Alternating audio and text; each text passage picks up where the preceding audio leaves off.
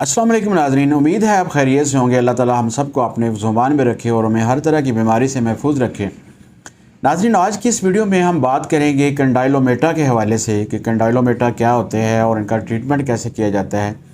नाज़रीन, बेसिकली ये मस्से होते हैं जो स्किन की कलर के होते हैं या बाज़ कात ये ग्रे कलर के, मटियाले कलर के होते हैं जो कि जिस्म के मुख्तलिफ़ हिस्सों पे निकलते हैं। ज़्यादातर ये सेक्सुअल आर्गन, मेल और फीमेल सेक्सुअल आर्गन के ऊपर निकलते हैं, जैसे पीनस के ऊपर, वल्वा के ऊपर और सर्वेक्स के ऊपर, वजाइना के ऊपर।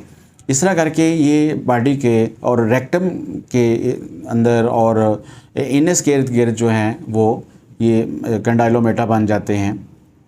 रेक्टम के इर्द गिर्द जो बनते हैं, इनस के इर्द गिर्द जो बनते हैं, उन्हें बाज़ कात लोग बवासीरी मस्से समझ लेते हैं कि ये बवासीर के मस्से हैं, लेकिन वो कंडाइलोमेटाज होते हैं। ये सेक्सुअल ट्रांसमिटेड डिजीज़ है जो कि ह्यूमन पेपिलोमा वायरस की वजह से ये बनते हैं।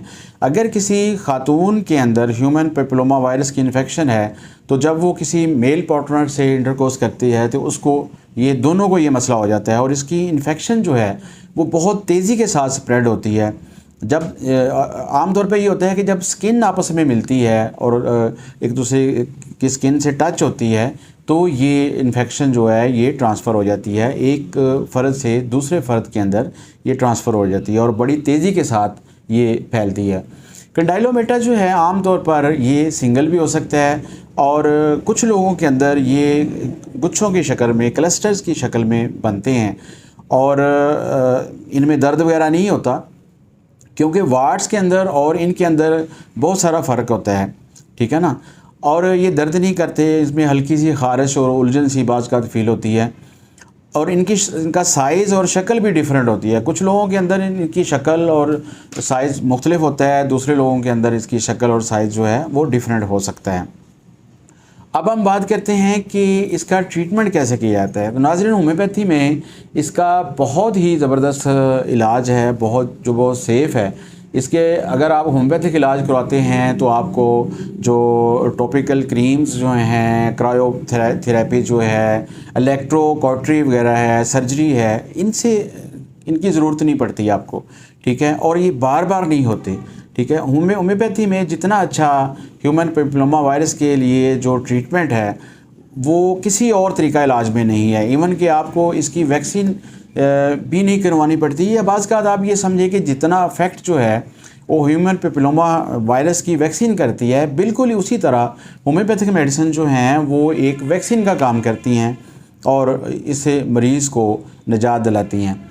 तो अगर अच्छा, होम्योपैथी में ये होता है कि हर आर्गन के लिए कुछ मखसूस मेडिसिन होती हैं जो मखसूस आर्गन के लिए इस्तेमाल होती हैं। तो इनकी डिटेल मैं आपको बताना चाहता हूँ कि अगर एनल और रेक्टल कंडाइलोमेटा है तो उसके लिए 37 मेडिसिन है होम्योपैथी के अंदर, होम्योपैथिक रेपर्टरी और मटीरिया मेडिका के अंदर। अगर फीमेल सेक्सुअल आर्गन कंडाइलोमेटा की बात करें तो उसके लिए 38 मेडिसिन है। यानी अगर किसी खातून को सेक्सुअल आर्गन के ऊपर ये मस्से बने हुए हैं, कंडाइलोमेटा बने हुए हैं, तो उनका बहुत ही अच्छा इलाज है और उनके लिए 38 मेडिसिन है। इसी तरह माउथ और थ्रोट के अंदर अगर कंडाइलोमेटा बन गए हैं तो वो 9 मेडिसिन है। 9 मेडिसिन जो हैं वो माउथ के लिए हैं और 9 मेडिसिन जो हैं वो थ्रोट के लिए हैं।